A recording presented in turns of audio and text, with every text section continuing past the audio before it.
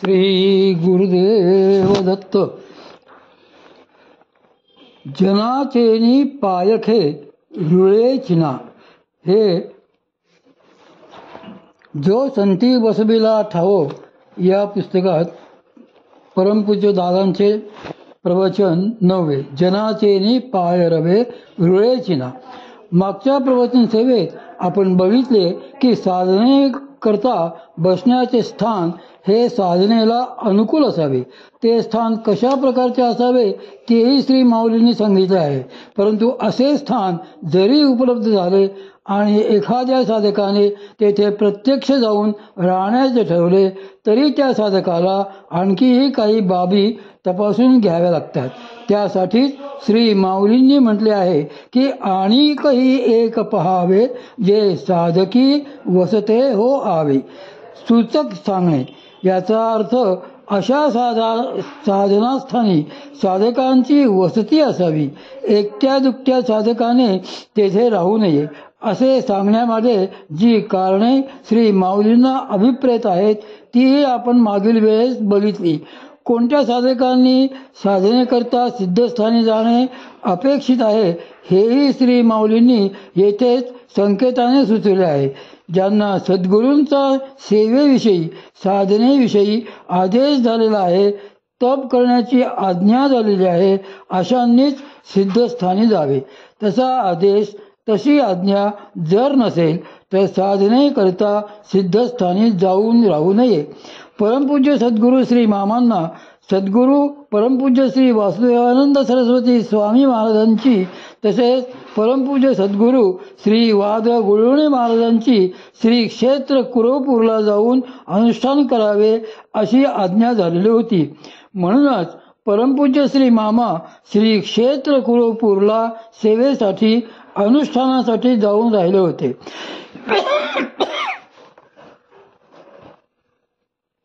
सद्गुरूंची अशी आज्ञा होण्याने वा न होण्याने मोठाच फरक पडत असतो. जर सद्गुरूंची आज्ञा असेल आणि तुम्ही त्याप्रमाणे तपसेवा केली तर त्याचे उत्कृष्ट फळ मिळते. सद्गुरूंची प्रसन्नता लाभते, त्यांचा कृपाप्रसाद होतो. पण जर का आपल्याच मनाने तुम्ही तसे केलेत तर सद्गुरूंचा कृपाप्रसाद न होता उलट त्यात विघ्ने येतात. त्या सिद्धस्थानाची देवता तुम्हाला तेथे राहू देत नाही. म्हणूनच श्री माऊली सांगतात की जे साधकी वसते हो आवे. श्री माऊलींनी येथे साधकी असे म्हटले आहे. तरी तापसी, ब्रह्मचारी, संन्यासी असे काही म्हटलेले नाही. कारण साधक याचा अर्थच जो सद्गुरूंनी सांगितल्याप्रमाणे साधना करतो तो असा होतो. सद्गुरू कृपा आज्ञा प्राप्त साधकांनीच सिद्धस्थानी साधनेकरता तपाकरता जावे असे श्री माऊलींना अपेक्षित आहे.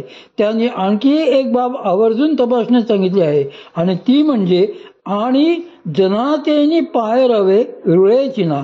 त्या साधनास्थानी विषयी प्रापंचिक जनांची ये जा नसावी. विषयी जनांची वहिवाट नको.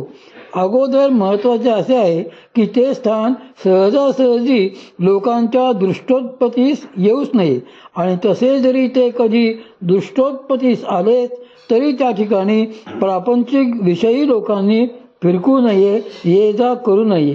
या शेवटच्या अर्धचरणात रुळे चिना हा जो शब्द आहे त्याऐवजी काही प्रतींमध्ये मळे चिना असाही पाठभेद येतो.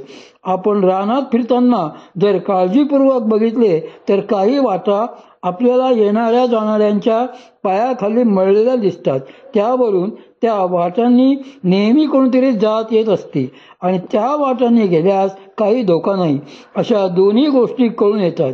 येथे श्री माऊली म्हणतायत की विषयी जनांच्या सामान्य प्रापंचिकांच्या वहिवाटीची प्रथा अशा सिद्धस्थानी पडू देऊ नये.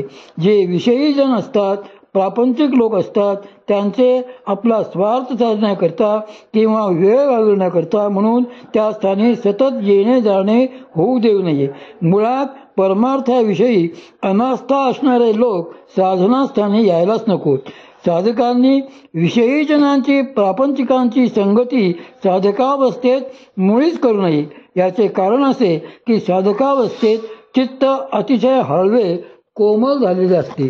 ते दिवसेंदिवस अधिकाधिक सात्विक होत असते.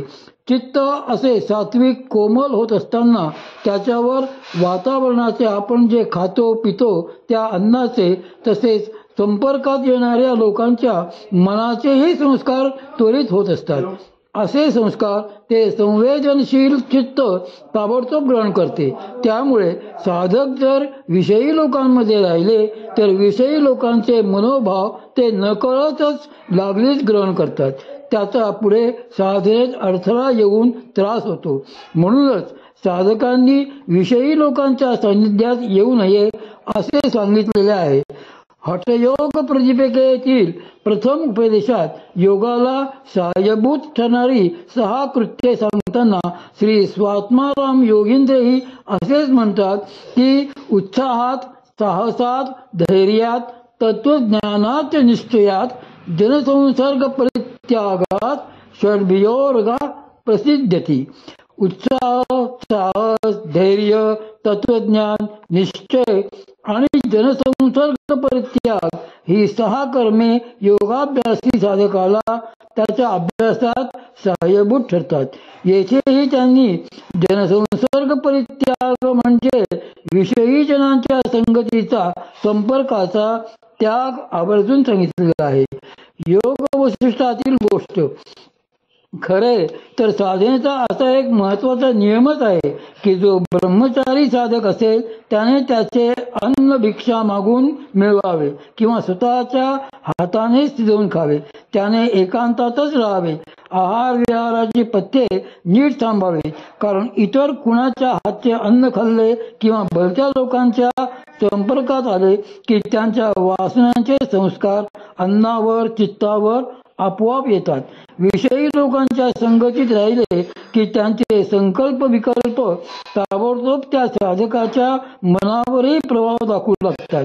यासाठीच हठयोग प्रतिपिकेच्या प्रथम उपदेशात श्री स्वात्माराम योगींद्रांनी असे सांगितले आहे की सुराज्ये धार्मिके देशे सुभिक्षे निरुपद्रवे धनुप्रमाण पर्यंतम शिलाग्नि जलवर्जिते एकांते मटिकामध्ये स्थातव्यम हठयोगिनाम.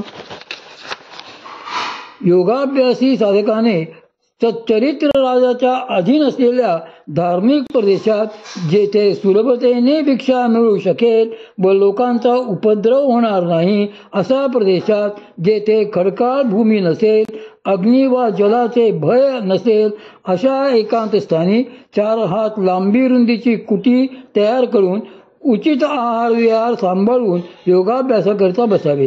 ही पथ्ये न पाळल्यास साधक मायेच्या तडाख्यात सापडून हेलपाटतो आणि त्यातून बाहेर पडणे मुळीच सोपे नसते. ती माया जीवाला प्रपंच चक्रात कशी फिरवते या संदर्भात योग वासिष्ठाच्या उपशम प्रकरणामध्ये एक मोठी अद्भुत गोष्ट आलेली आहे. गाधी नावाचा एक विद्या विनय संपन्न व धर्मशील असा ब्राह्मण कोसल देशात राहत असे. तो लहानपणापासूनच अतिशय विरक्त होता. एकदा त्याने असे ठरवले की आपण अरण्यात जावे आणि तेथे कडक तपश्चर्या करून भगवान श्री विष्णूंना प्रसन्न करून घ्यावे. म्हणून मग तो तपाचरणाला योग्य असे स्थान शोधत एका अरण्यात गेला. तेथे एक अत्यंत रमणीय असे सरोवर पाहून त्याने तेथेच राहायचे ठरवले. गाधीचे उग्रतप. त्या सरोवरात कंठापर्यंत पाण्यात बुडून नामस्मरण करीत तो उभा राहत असे.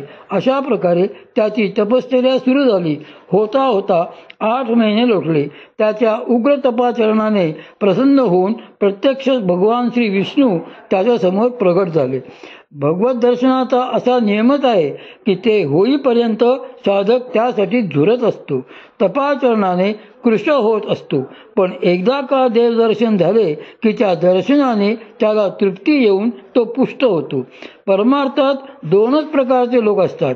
साक्षात्कार झालेले सिद्ध तरी असतात किंवा साक्षात्काराच्या इच्छेने साधना करणारे साधक तरी असतात.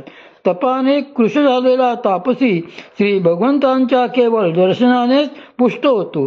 ती पुष्टता अन्नावर अथवा तत्सम बाह्य साधनांवर अवलंबून नसते. या नियमाप्रमाणे तपाने कृश झालेल्या गाधीला श्री भगवत दर्शन होताच तो त्याच क्षणी पुष्ट झाला. श्री भगवंत त्याला म्हणाले, हे श्रेष्ठ तपस्व्या, तू आता पाण्यातून बाहेर ये. तुझे तप सफल झाले आहे. तुला पाहिजे तोवर माझ्याकडून मागून घे. त्यावर गाधी भूमीवर येऊन देवांना साष्टांग नमस्कार करून म्हणाला, देवा, माझ्या मनात एकच इच्छा आहे. आपण सर्वांचे अंतर्यामी आहात. आपण या त्रिभुवनाचे आधार आहात. आपल्या दर्शनानेच धन्यता प्राप्त होत असते. तरीही जिच्यामुळे तुमचा विसर पडतो अशी जगाला चक्रावर घातल्याप्रमाणे फिरवणारी, क्षणाक्षणाला भूल घालणारी तुमची संसार नावाची माया कशी आहे ती पाहावी, तिचा अनुभव घ्यावा एवढीच माझी इच्छा आहे.